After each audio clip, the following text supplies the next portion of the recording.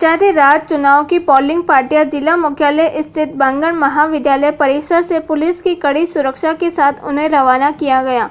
इससे पूर्व रिटर्निंग पीठासीन अधिकारियों को जिला निर्वाचन अधिकारी जिला कलेक्टर अंशदीप ने कहा कि ग्रामीण क्षेत्रों में होने वाले चुनाव के मद्देनजर रखते हुए उन्हें सुरक्षा के साथ सावधानी भी रखनी है।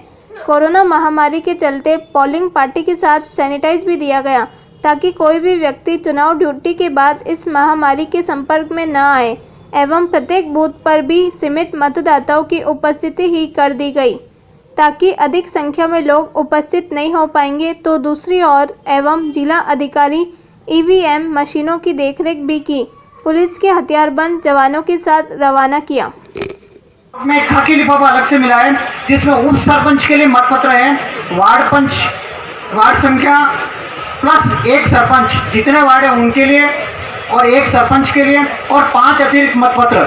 ये चीज़ें RO7 के बैग में है। भारतीय चुनाव आयोग ने कभी चुनाव कराया है, बिहार चुनाव भी अभी डिक्लेयर हुए हैं, तो आप लोग पहले लोग हैं जो इसको प्रक्रिया को चालू करने वाले हैं। तो इसीलिए हम नहीं चाहते कि इस प्रक्रिया के अंदर किसी प्रकार का व्यवधान हो। साथ ही हम नहीं चाहते कि हमारे किसी भी मतदान कर्मी की हेल्थ के ऊपर कोई भी बुरा इम्पैक्ट पड़े। इसीलिए हम लोगों ने आपके यहाँ बैग के अंदर मास्क रखवाए हैं, सैनिटाइज़र आपके लिए रखवाए हैं।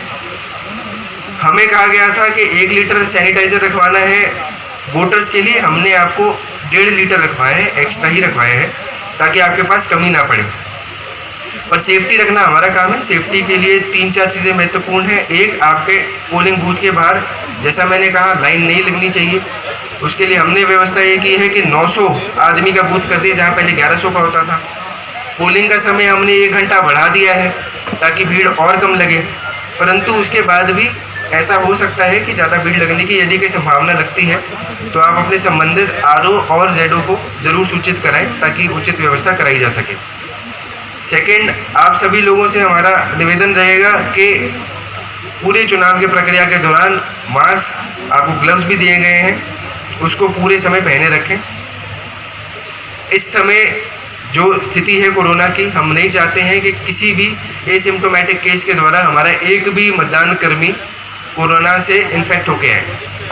तो अगर आप लोग इसकी सावधानी बरतेंगे तो मुझे पूरी आशा है कि चुनाव भी पूरे रूप से उचित तरीके से हो जाएगा, साथ ही साथ आप लोग भी सेफ रहेंगे। थर्ड, जब प्रक्रिया मतदान की चल रही होगी तो शिकायतें आ सकती है कि साहब ये तो मास्क पहन के आए हैं, मास्क में शक्ल पहचानी नहीं जा रही है, तो आपका वोटर कौन है आपको पता चल रहा है कि नहीं चल रहा है। उस केस के अंदर भी अगर यदि आपको लगता है ऐसी शिकायत आ रही है तो आप उसका मास्क उतरवा के देख सकते हैं, उसके लिए आप स्वतंत्र हैं। यदि कोई महिला है और आपके सामने मास्क उतार के नहीं दिखाना चाह रही है तो उसके लिए मेरे हिसाब से ड्यूटी लगा दी गई है। आप सबके बूथ के बाहर आंगनवाड़ी कार्यकर्ताओं को लगाया हुआ है, तो कभी भी डाउट आता है तो मास्क को नीचे करवा के आप लोग चेक करा सकते हैं। पर उचित तरीके से मतदान हो ये बहुत ज़्यादा आवश्यक है। इसके अंदर बोगस वोटिंग की खबर नहीं आनी चाहिए। ये नियम कोविड पॉजिटिव पेशेंट के ऊपर नहीं लगेगा। कोविड पॉजिटिव के ऊपर क्या लगेगा वो आपको ऑलरेडी बताया जा चुका है। उनकी जो सूची है आपकी पंचायत के अंदर कोई कोविड पॉजिटिव यदि पेशेंट है तो वो भी आपको दिलवा दी जाएगी और पूरी प्रिकॉशन के साथ ही उस मतदाता को आपके यहाँ लाया जाएगा यदि उसको अनुमति दी जाएगी। तो वो सारा का सारा दारोमदार हमारे ऊपर है और हम कोशिश करेंगे कि आपके पास किसी भी प्रकार से कोई समस्या ना आए। अब अंत में जब चुनाव ख़त्म होता है तब सबसे पहले जो लॉ एंड ऑर्डर की स्थिति से हमारे को जो क्लियर करना है वो सबसे महत्वपूर्ण चीज़ है कि सरपंच चुनाव के रिजल्ट के ऊपर सारा का सारा बाहर कितनी भीड़ खड़ी है वो डिटर्मिन होती है। तो आप सब लोगों से निवेदन रहेगा, स्पेशली RO साहिबान से, चुनाव ख़त्म होते ही पहले आधे घंटे के अंदर आपको सरपंच का रिज़ल्ट डिक्लेयर करना है। उसके बाद अगर आपका जो खाना खाने का है या बाकी कुछ करना है वो बाद में हो सकता है और वार्ड पंच का फिर आपका मैनुअल बैलेट पेपर काउंटिंग है वो चलता रहेगा।